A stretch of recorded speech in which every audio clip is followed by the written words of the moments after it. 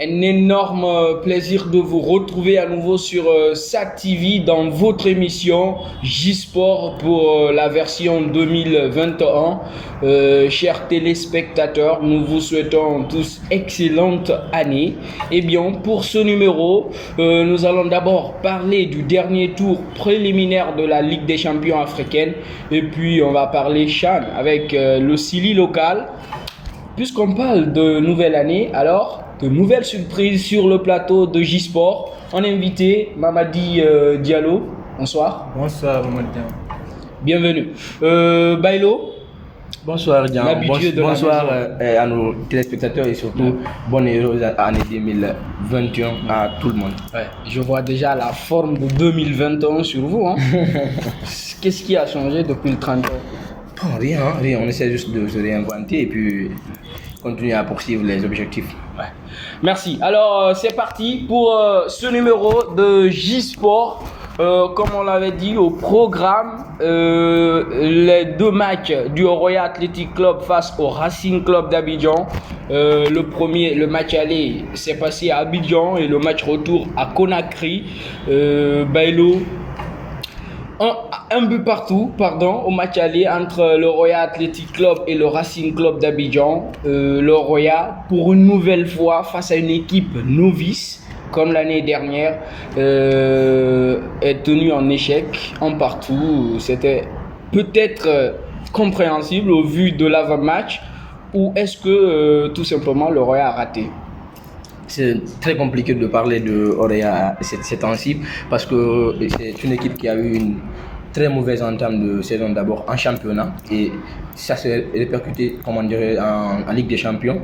Donc c'était quasiment pas étonnant dans la mesure où l'Orea n'a jusqu'à présent que 0 victoire en championnat. Ouais. Et voilà, ça s'est répercuté en Côte d'Ivoire. Ils ont fait un mauvais match. Heureusement qu'ils ont ramené le nul, ce qui leur a permis de faire ce qu'ils ont pu faire à Conakry. Ouais, est-ce que ce un partout pouvait leur faire craindre absolument au match retour? Bien sûr. Malgré le but marqué à l'extérieur. Bien sûr, et le Orea, ils se sont fait peur pratiquement parce que faire ce genre de score contre une équipe, comme vous l'appelez, novice peut-être en Champions League, mais c'est un très bon club. RCA. C'est vrai qu'elle est encore novice en Ligue des Champions, mais c'est quand même un gros calibre quand même. C'est un club récent, créé en 2006. Bien sûr, mais qui produit de bons jeux. Donc Orea a failli se faire éliminer parce que un but partout c'était quand même risqué. On pouvait s'attendre à tout à Conakry.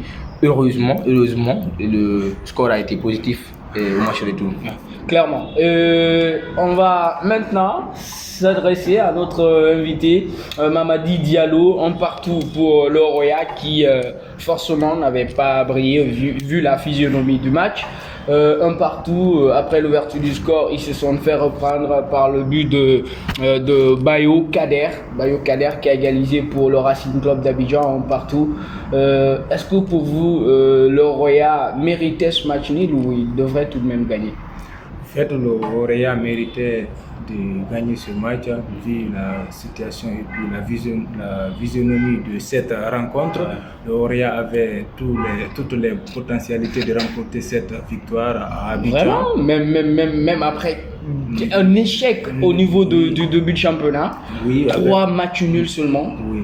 Donc il faut aussi 3 points, pardon. Oui, donc il faut aussi rappeler depuis mars 2020, le Royal n'a pas gagné une victoire à l'extérieur ou à domicile, que ce soit en championnat, en Ligue des Champions africaine. Donc ils ont conjuré un peu les malheurs. Voilà, le Royal a conjugué un peu les malheurs dans la compétition, dans cette phase de préliminaire de la Ligue des Champions africaine, GAF, mais avec le football part toujours avec sa valise de surprises.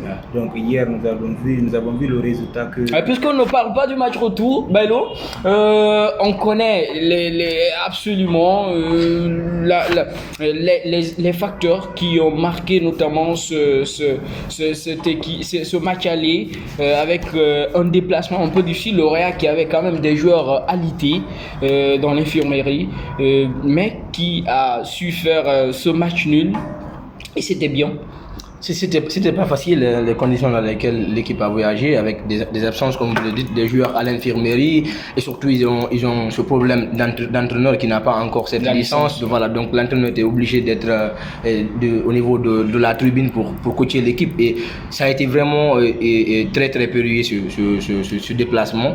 Mais ils ont montré quand même qu'ils étaient une équipe expérimentée, que c'est pas facile quand même de battre maintenant le Roya. En tout cas, le Roya aujourd'hui, c'est vrai qu'ils ont une très mauvaise entame de saison, mais c'est une équipe aujourd'hui qui continue à montrer sa suprématie en Afrique de l'Ouest. Aujourd'hui, c'est quasiment le meilleur club en Afrique de l'Ouest, même si aujourd'hui elle se retrouve dans plein de difficultés. Mais je pense qu'avec le temps, ils pourront se réveiller petit à petit. Espérons que cette qualification puisse apporter de nouvelles choses. Absolument, parce qu'on le rappelle, le dernier club ivoirien en date à avoir éliminé le Roya Athletic Club, c'est bien le CE Sport. C'était en 2014, et d'ailleurs depuis 2016, le Roya est toujours parvenu à quand même franchir les phases de groupe, à se qualifier pour les phases de groupe, soit de la Ligue des Champions ou de la Coupe CAF, Coupe des Confédérations. Et on l'a vu à travers ce match aller. Et parlons maintenant du match retour à Conakry, un but à 0 pour le Roya, qui a su saisir ses chances pour se qualifier dans ces tours préliminaires. Oui, les Rouges et Blancs de Matam ont fait le boulot à la maison en dominant les Ivoiriens sur le score d'un but à 0. C'est ce qui fait que le club d'Orea se qualifie pour une énième qualification de la Ligue des Champions africaine.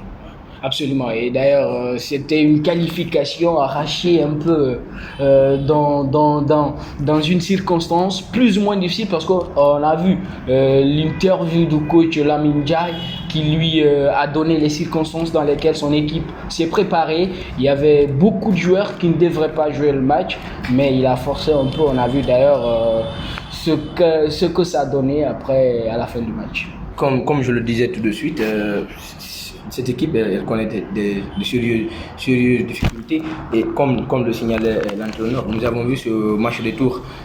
À la première mi-temps, il y a eu une très bonne domination du Roya, sauf que la domination elle était quasi stérile, parce que ça n'a absolument rien donné. Il a fallu après le retour des vestiaires pour trouver un penalty transformé à la 50e minute par Boladji. Et surtout, le Roya a eu la chance de doubler la mise avec Morlaï, mais qui est habitué malheureusement sur le gardien. Ça prouve qu'il y a vraiment du pain sur la planche. Et à revoir, je pense bien, le rétroviseur, on sent que le Roya, ils ont fait beaucoup de choses. Ils se faisaient éliminer avant par des clubs comme le CV Sport, comme tu le dis. Aujourd'hui, c'est cette équipe qui se qualifie une énième fois en Ligue des Champions, et elle a été demi-finaliste de la Coupe CAF de l'année dernière. Ça montre vraiment que le Roya ne mérite pas en fait ce qui lui arrive maintenant, mais ça arrive malheureusement à toutes les équipes. Il faudra juste pouvoir surmonter avec peut-être le retour des joueurs à l'infirmerie, même s'il y a encore 2 nouveaux blessés, surtout plus Ibrahim Aminata Condé, un défenseur aujourd'hui qui assure bien du côté de Roya. Qui d'ailleurs était sélectionné, on va le voir. Voilà, et d'ailleurs le tirage au sort devra se passer demain, on verra tout ça. Le Roya pourra affronter quelle équipe, en tout cas il faudra vraiment travailler dur, parce que cette nouvelle qualification, il faudra essayer d'aller encore beaucoup plus loin, et pourquoi pas se retrouver dans les derniers carrés de la Ligue des Champions cette fois. Oui, absolument. On le rappelle, le Roya s'est qualifié aux dépens du Racing Club d'Abidjan.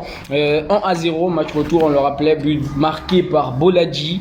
Et puis, de l'autre côté, on l'a souligné, première victoire depuis mars, vous l'avez dit Mamadi, depuis mars pour le Roya. Sacré manque de performance. D'ailleurs, il faut aussi signaler le résultat, le Orea aujourd'hui se retrouve aujourd'hui à la dernière place du championnat guinéen aujourd'hui, 14e du championnat guinéen. C'est quand même, peu honorable pour un club aujourd'hui qui a longtemps été champion de Guinée et se retrouver à la dernière place après 6 journées, même si le Orea a pour le moment disputé que 5. Mais il faut signaler que dans ces 5 rencontres, le Orea n'a aucune victoire et 3 matchs nuls et 2 défaites. Donc ça prouve vraiment qu'il faudra travailler. Et surtout, l'entraîneur de Orea, Lamine Dia, est sur une chaise éjectable. Il a ce problème de diplôme et il ne parvient pas à redonner le sourire à ce club. Donc je pense bien que ça peut sauter d'un moment à l'autre. Absolument. Et c'était ça du côté de Conakry pour le match de Royal Athletic Club. Eh bien, pour la surprise dans ce tour préliminaire de la Ligue des Champions africaine, on a le Tengue, le club sénégalais, qui s'est qualifié aux dépens du Raja de Casablanca. Grosse surprise, Bailo. Ouais, les Sénégalais, en fait, c'est aujourd'hui un pays qui produit de très bons joueurs, mais malheureusement qui ne parvient pas à s'imposer sur le plan continental côté club. Et si nous prenons par exemple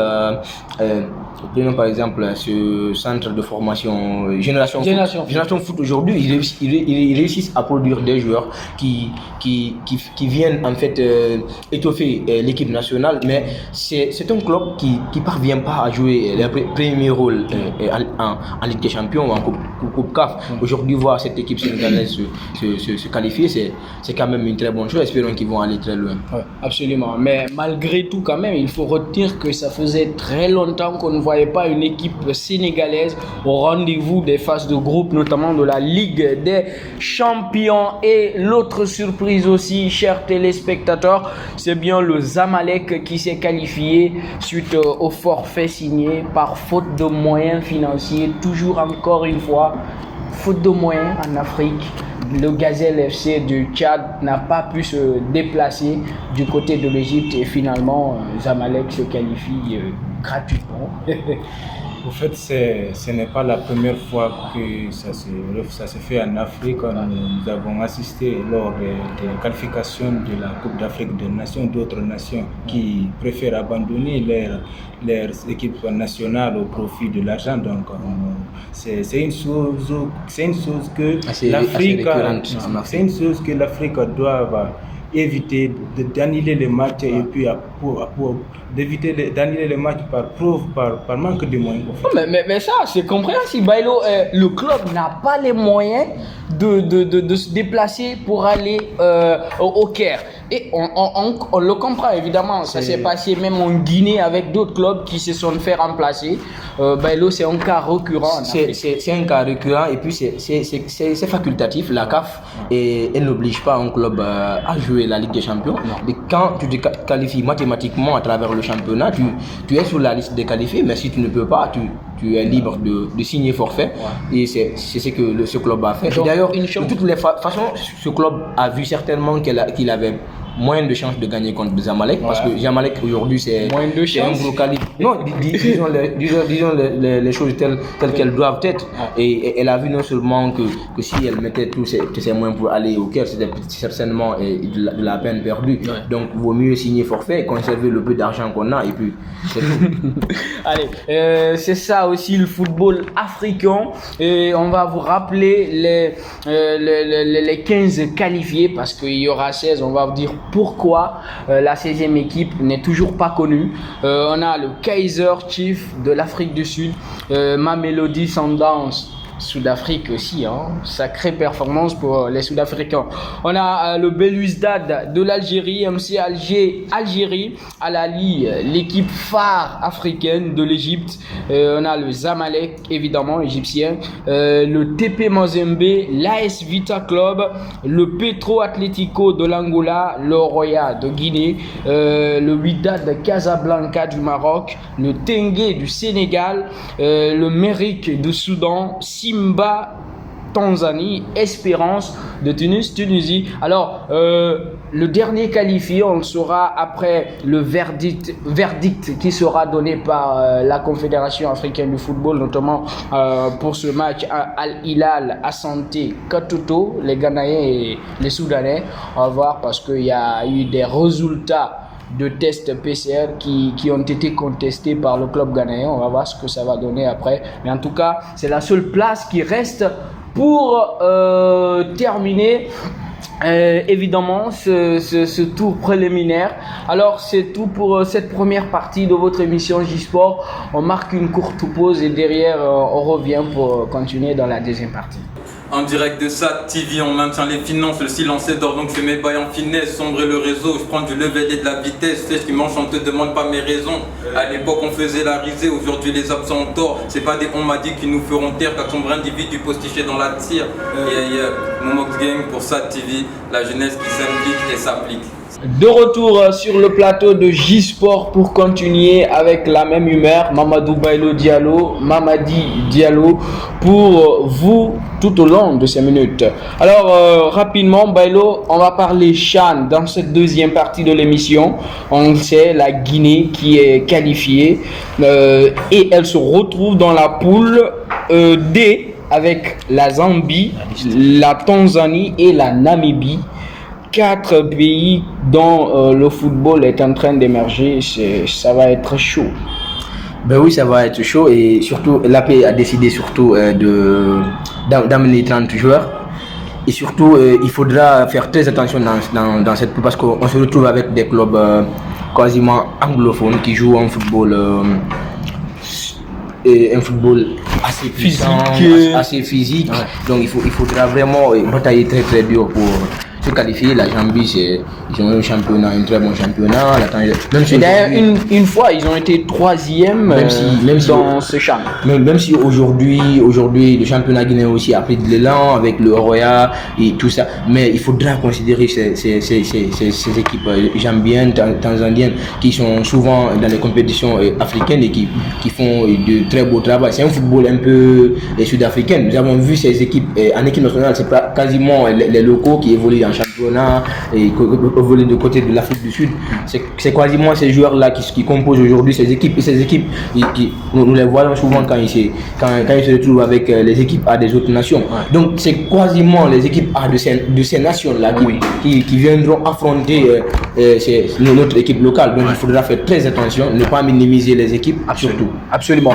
Et vous le savez, Mamadi Diallo, ce CHAN, c'est la compétition en alternance avec la CAN, la Coupe d'Afrique des Nations, notamment ce CHAN qui va se dérouler au Cameroun. Qu'est-ce que vous pensez par rapport à cette équipe guinéenne dans ce CHAN de 2021? Au fait, pour l'équipe guinéenne, ce n'est pas sa première qualification. Ouais.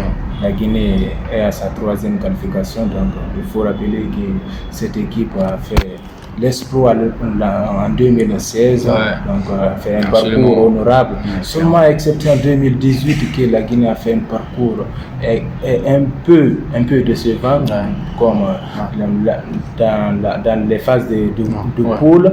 L'équipe guinéenne a enregistré 2 défaites consécutives après le 3e match, ils ont réussi à battre la Mauritanie. Absolument. Alors, est-ce que pour vous, ces phases ratées et peut-être à moitié réussies, est-ce que ça peut servir à la Guinée aujourd'hui dans ce champ? Oui, pour moi, j'ai l'espoir pour cette année que l'équipe locale guinéenne doit faire preuve de maturité. Pourquoi pas faire preuve de maturité au Cameroun? Absolument. En tout cas, ils sont dans une poule jouable. Bailo, la liste de 30 joueurs, vous nous les rappelez? Et oui, l'AP va devoir voyager avec 30 joueurs et 4 gardiens. Nous avons Kamara Moussa du Oroya, nous avons Kamara Sekouba, gardien d'Escaloum. Nous avons Condé Nouan de la Chanty Golden Boy et Mohamed Kamara, le fils de Kemoko Kamara, qui ferme la marche, qui est gardien de Santoba de Conakry. Au niveau des défenseurs, nous avons Kamara Nabi de Afia FC, nous avons Abou Mangué de Oroya et Kondé Ibrahim Aminata, malheureusement qui ne sera pas de la partie et parce qu'il s'est blessé tout simplement hier lors du match de Oroya et qui opposait l'Oroya et le Racing Club d'Abidjan. Nous avons également Bangoura Mohamed de CIK, Doumbouya Ibrahim Souri, Wakriya Assé de Bokeh, Kamara Abdoulaye Nabi, CIK, Traoré Ibrahim Khalil et de CIK également, qui ferment aussi la marche des défenseurs. Côté milieu de terrain, nous avons Traoré, nous avons Kamara Mohamed de l'Ashanti Golden Boy, Jean Mousté de Afia FC, Kanté Mori de l'AS Kaloum, Morla Silla, Jaune Petri de Oroya AC.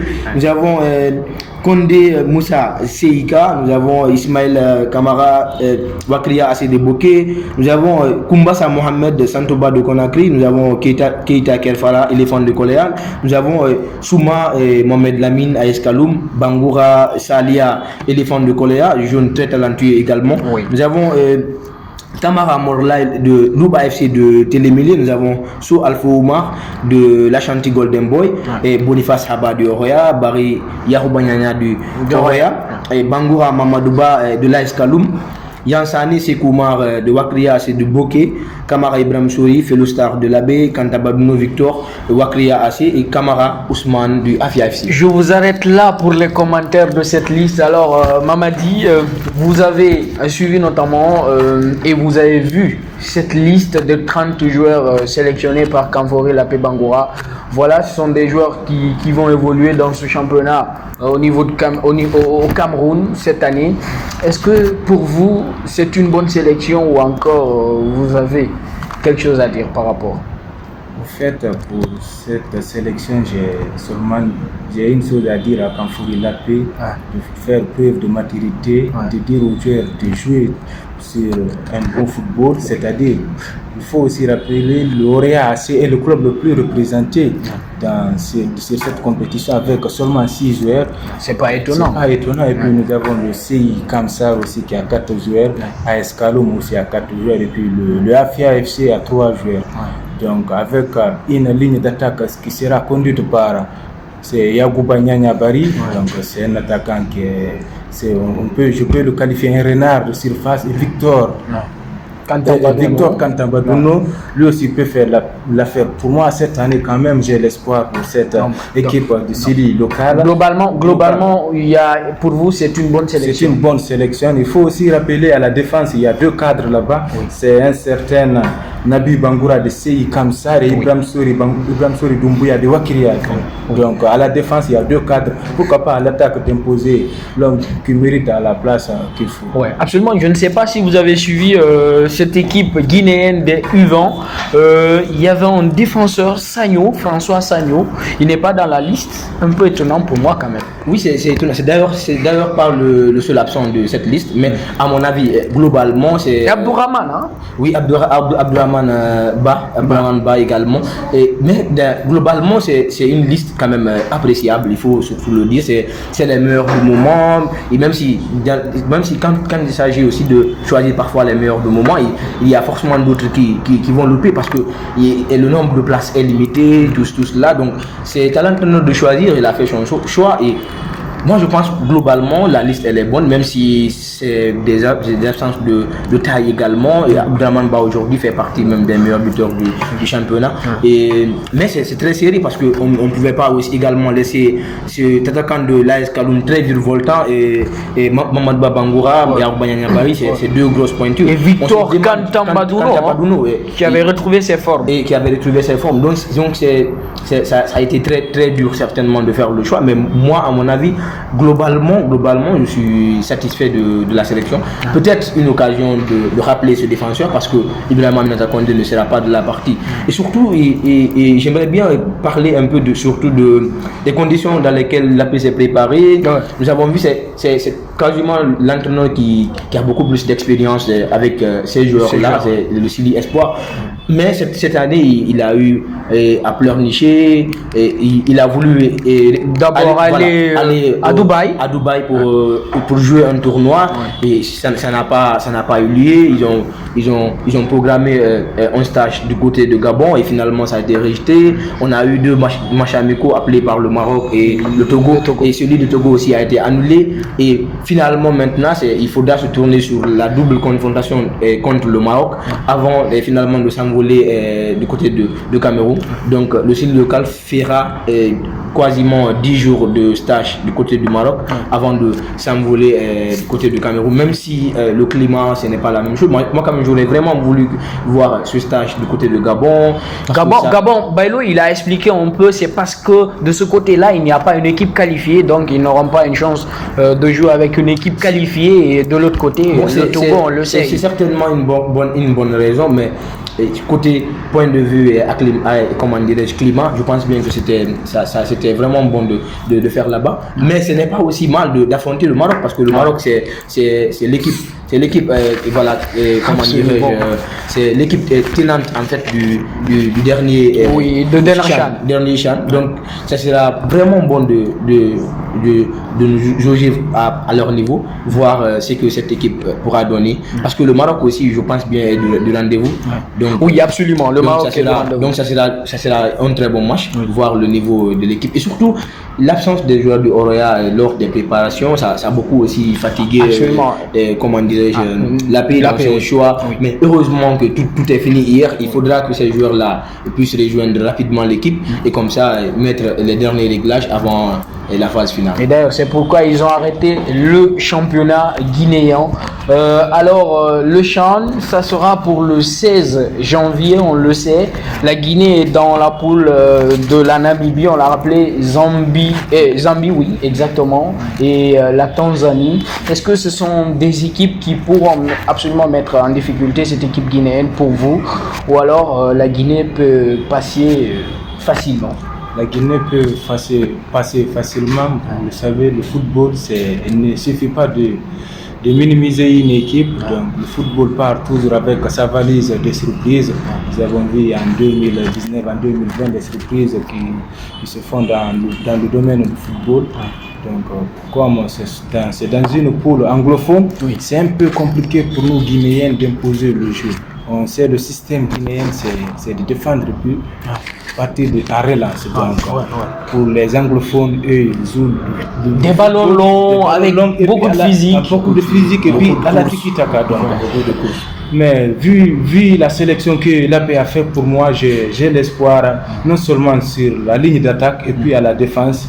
Je ne connais pas le niveau du gardien et puis au milieu, mais... Moussa Kamara, c'est un bon gardien. Ok, mais quand même à la défense et à l'attaque, j'ai l'espoir. Et puis il faut aussi rappeler, l'AP maintenant vise gros. Il veut effacer les souvenirs. Ces mauvais souvenirs. Pourquoi pas aller remporter cette 6e édition de cette compétition au Cameroun. Absolument.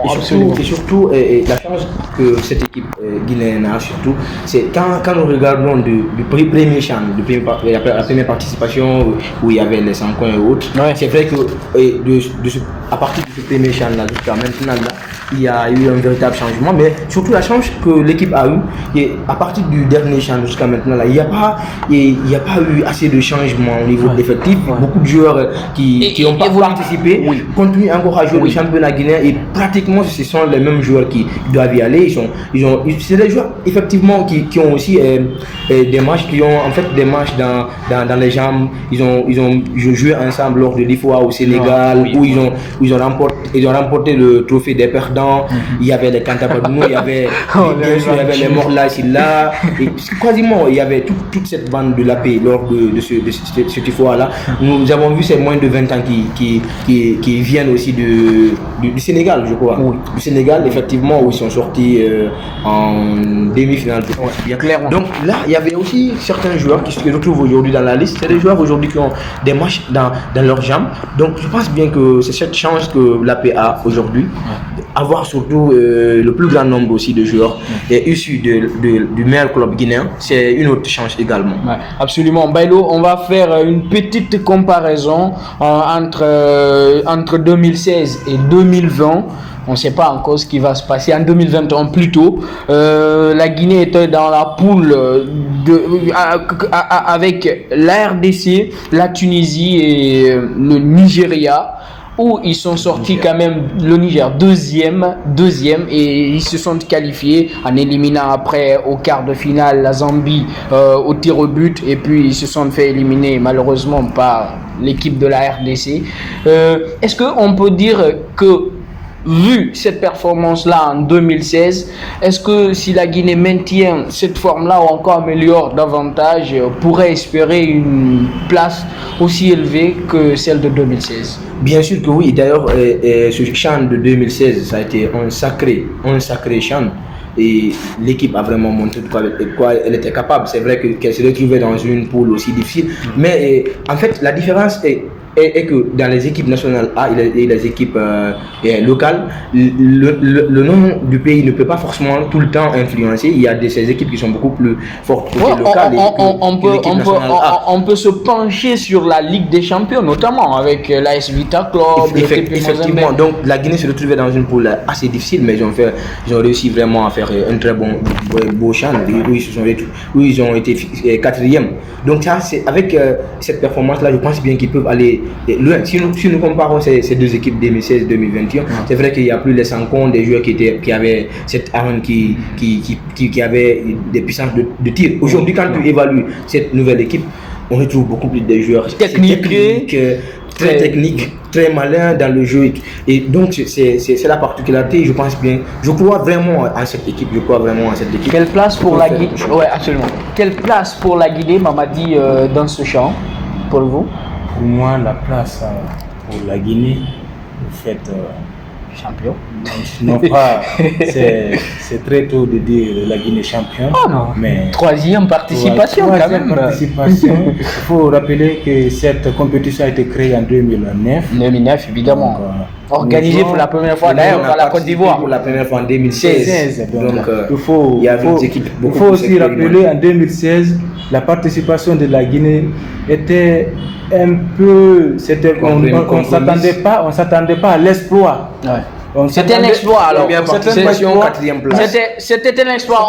On a vu ce que, donc ça veut dire pour vous la Guinée deuxième.